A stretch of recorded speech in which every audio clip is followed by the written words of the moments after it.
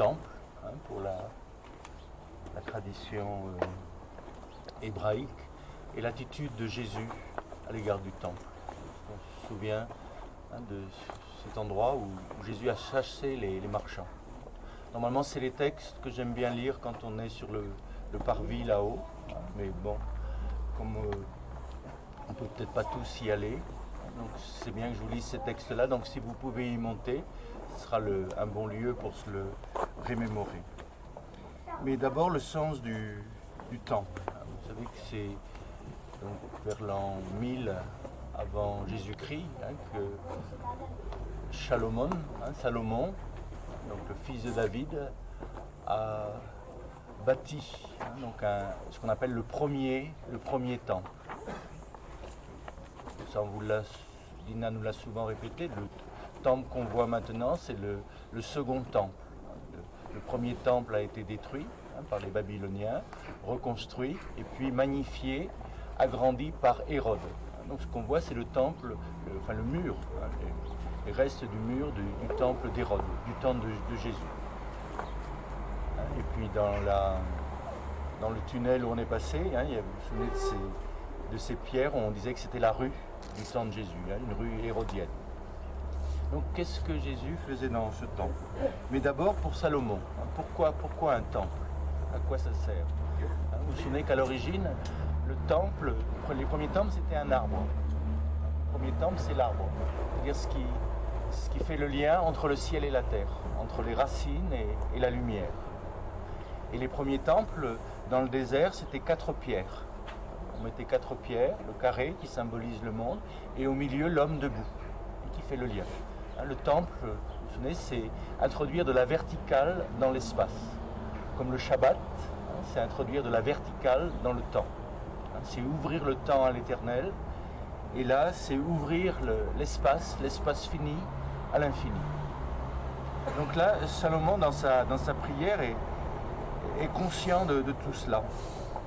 Et il dit, donc, après avoir béni Dieu, pour l'avoir rendu capable de bâtir une maison pour le nom, pas une maison pour contenir Dieu, mais pour célébrer son nom, pour évoquer son nom.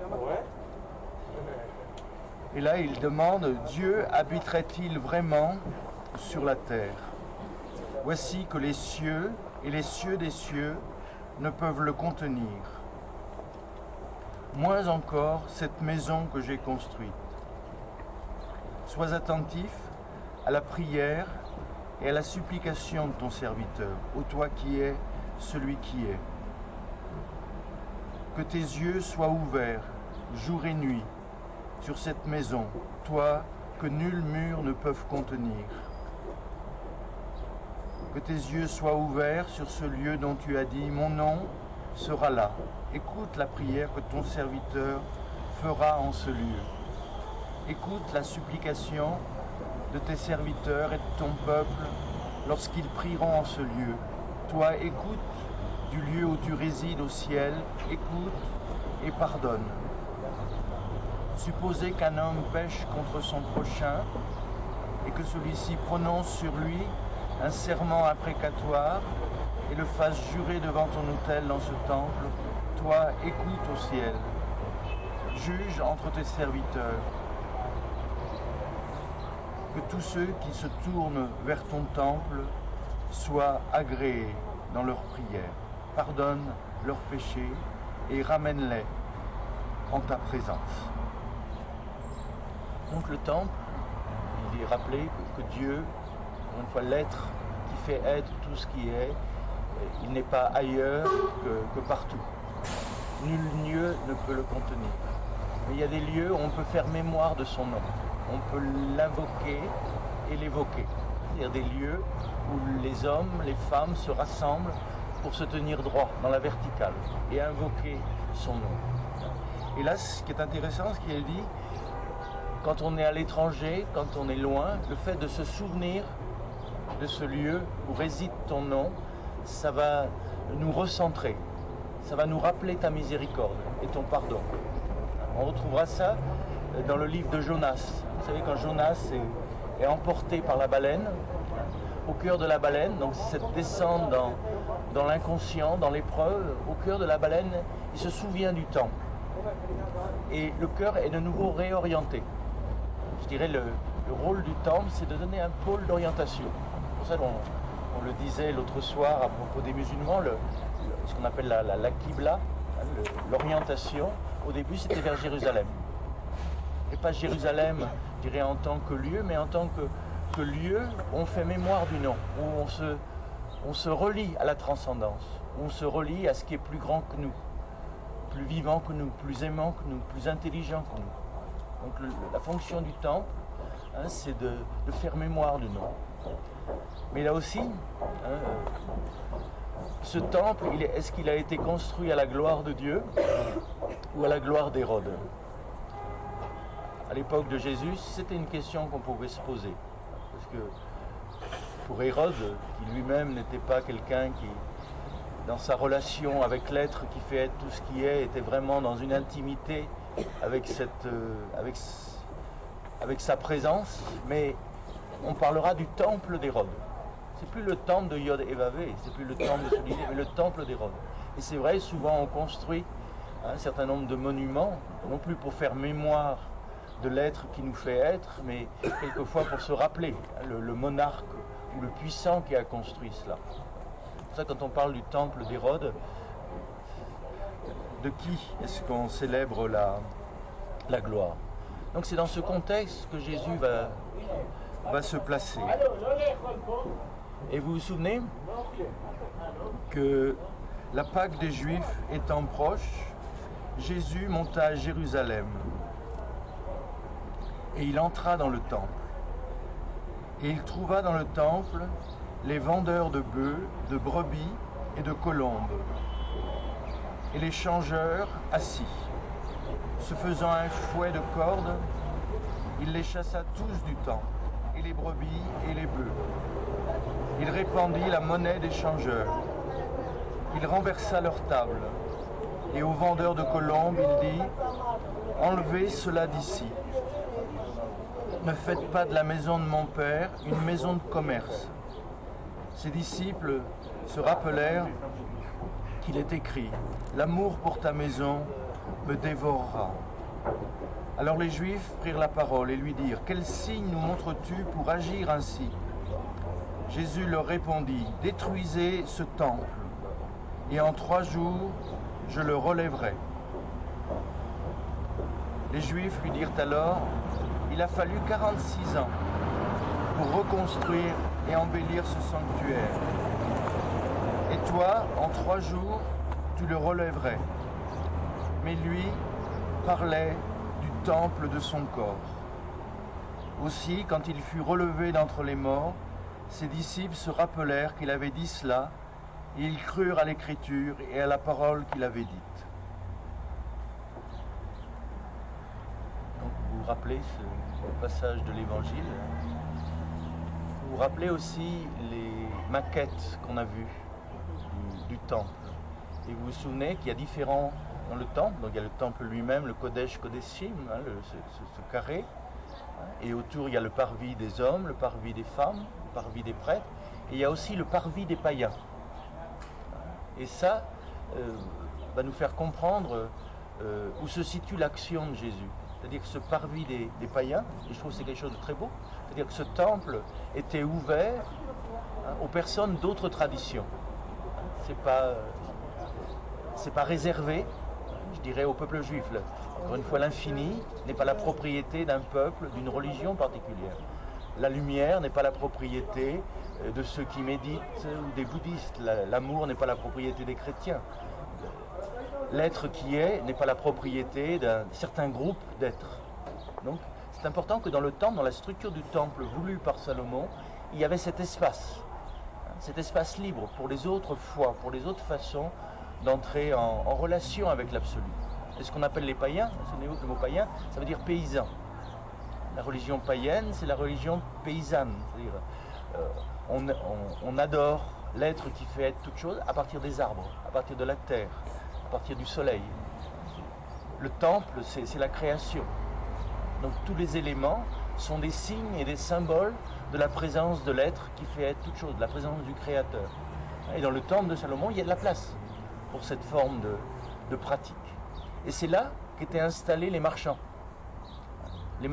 d'une religion particulière, avec les sacrifices d'animaux, avec les changeurs, changer la monnaie, c'est un vieux métier, changer les... Et c'est là que Jésus va se mettre en colère, parce que vous empêchez les gens d'autres traditions de prier. Et ils ont leur place dans le temple de l'être qui fait être tout ce qui est. Et ça le met en colère. Souvenez-vous que Jésus est un doux, mais n'est pas un mou. Et devant l'injustice, et pour lui c'est l'injustice la plus grave, c'est d'empêcher quelqu'un de prier, d'empêcher quelqu'un d'entrer en relation avec ce qu'il considère comme l'absolu, avec la forme par laquelle l'absolu lui parle. Ça c'est l'injustice, c'est empêcher, c'est couper l'homme de sa transcendance. C'est le priver de l'ouvert, c'est le priver de son ouverture à ce qui le dépasse. C'est l'enfermer, le mot l'enfer, c'est l'enfermer dans son être pour la mort. Et ça c'est injuste, et ça le met en colère. Vous sentez bien que la colère de Jésus, c'est la colère de l'amour, c'est un peu comme une colère d'enfant. Vous avez une colère d'enfant qui est spontanée, qui ne laisse pas de traces après, qui ne laisse pas de karma, comme on dit. Donc il y a des justes colères. La bonté, la miséricorde, la douceur, ça n'exclut pas. Je dirais ces bouillonnements que l'on peut ressentir, et que vous avez ressentis à certains moments pendant notre voyage, devant des choses injustes. C'est tout à fait normal, quand on voit le mur qu'on voyait hier à Bethléem, de sentir que ça puisse bouillonner en nous, si on a une certaine sensibilité. Vous avez vu cette belle parabole qu'on vient de vivre là il y a quelques instants. On rencontre un autre groupe. Vous avez remarqué ? Personne ne s'est détourné à droite ou à gauche. On a fait front. On est rentré dans l'autre groupe. Et ça s'est très bien passé. C'est fluide. Mais imaginez que chacun, tout d'un coup, on s'arrête. Qu'on se fixe, qu'on se fige, qu'on se solidifie. Ça devient deux murs impénétrables. Je trouve que c'est une très belle image. Les peuples sont différents. Ils parlent d'autres langues, ils ont d'autres mœurs. Mais vous sentez bien, c'est liquide, c'est fluide. Mais dès qu'on se fige dans sa pensée, dès qu'on se fige dans sa religion, dès qu'on se fige dans j'ai raison, c'est moi le plus fort, ça devient des murs, En nous rappelant ce que disait notre guide hier, ces murs, c'est un peu du contreplaqué, ça peut se démonter. Il y en a parmi nous qui ont détruit le mur de Berlin, donc demandez à Paul comment ça se passe. Donc il faudra venir un jour avec nos marteaux, et pour que de nouveau les peuples se rencontrent, encore une fois se fassent face, ils sont différents, ils continuent leur chemin. Mais c'est liquide, on peut passer les uns à travers les autres. Donc Jésus se met en colère, parce qu'il y a quelque chose là, on s'approprie le lieu, en disant c'est à nous, les autres n'ont pas le droit d'entrer. On s'approprie le puits, on s'approprie le temple, on s'approprie Dieu. Mon Dieu n'est pas ton Dieu. Le Dieu des Juifs n'est pas le Dieu des chrétiens, le Dieu des chrétiens n'est pas le Dieu des... Vous sentez bien, encore une fois, cette façon de s'approprier l'être, le réel. Et donc Jésus, là, exprime, je dirais, ce qui l'habite. Ma maison est une maison de prière pour tous les peuples. Donc dans l'information qu'il veut nous communiquer, le Dieu qu'il veut nous faire partager, auquel il nous invite à communier, parce que là où est je suis, je veux que vous soyez aussi. Ce je suis qui s'incarne en lui, qui peut s'incarner en chacun de nous, c'est un être ouvert à l'universel, ouvert à toutes les différences et aux autres façons de prier, aux autres façons d'adorer. Et puis, bon, là vous comprenez le conflit, quand il dit que de ce temple, il ne restera pas pierre sur pierre, comme s'il avait l'intuition de ce qui va se passer dans les années 70 avec Titus, qui effectivement vont détruire le temple. Mais il dira quelque chose d'encore plus insupportable, je dirais, pour les tenants de la tradition hébraïque à l'époque. Détruisez ce temple, je le rebâtis en 3 jours. Et le texte nous dit, il parlait du temple de son corps. C'est-à-dire que désormais, ce qu'il essaye de transmettre à ses disciples, c'est que le temple, c'est le corps de l'homme. Le Saint des Saints, le Kodesh Kodeshim, c'est le cœur de l'homme. Et devant tout être, il y a la présence de Dieu, en tout être, puisqu'il y a le souffle, il y a l'être qui le fait être. Même si cet être est pour nous extrêmement difficile à supporter, à entendre, la présence de l'être, c'est là qu'est le temple.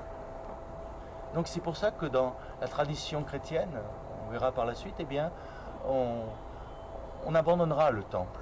Ce ne sera pas un lieu de culte, on ne reconstruira pas de temple. Parce que le temple, je dirais, chacun le porte en lui.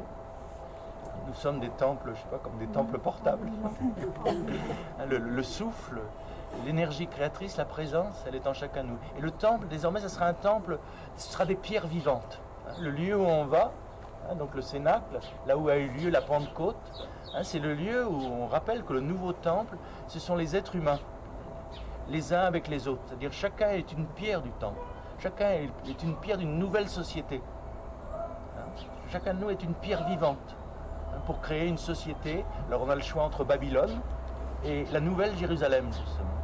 Là on revient au livre de l'Apocalypse. La nouvelle Jérusalem, justement, n'est pas faite avec, je dirais, les pierres de l'ancien temple, mais ce sont des pierres vivantes. Chacun de nous a une façon d'aimer. Comme chacun de nous est, je dirais, un rayon des béatitudes. On n'est pas toutes les béatitudes, mais chacun de nous a son rayon. On a leur rayon, c'est la douceur. D'autres, leur rayon, c'est les larmes. D'autres, leur rayon, c'est la volonté de justice. D'autres, leur rayon, c'est l'artisanat, artisan de paix. D'autres, leur rayon, c'est, je dirais, d'être capable de traverser les injures, les calomnies. Enfin, on a tous notre rayon. On a tous notre façon d'aimer, notre façon d'incarner la vie. Et c'est là le temple nouveau, qui est constitué, je dirais, des êtres humains qui s'accordent. Et c'est pas facile d'ajuster nos pierres. C'est pour ça qu'il y a toute cette symbolique de la pierre, vous savez, la pierre brute, qu'il s'agit de raboter pour en faire une pierre cubique. Et les pierres du temple, à ce moment-là, peuvent s'accorder les uns les autres. Et puis bon, il y a la pierre des pierres, la pierre philosophale, qui transforme toute chose en or. C'est-à-dire que quand la pierre du cœur est devenue une pierre philosophale, c'est-à-dire tout ce qu'on fait est transformé en conscience. C'est cette nouvelle conscience. Et à ce moment-là, il n'y a plus d'obstacles, il n'y a plus d'immondice. C'est le feu qu'on a déjà évoqué, qui transforme en lumière tout ce qu'il rencontre. Bon, je crois que c'était bon de se rappeler, je dirais, dans la proximité du temple, ces paroles de Jésus, et ce qu'elles peuvent impliquer dans notre façon de vivre ensemble et avec les autres religions. Avant d'aller vers le Cénacle, est-ce que vous avez quelque chose à préciser ?